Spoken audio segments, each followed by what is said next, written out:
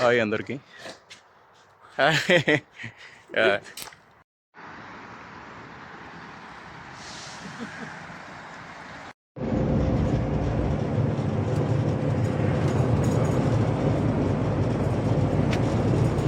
42 కిలోమీటర్లు డిస్టెన్స్ ఉంది. దారి మధ్యలో చపాతీ బ్రేక్ఫాస్ట్ కోసం అలా ఆపాం.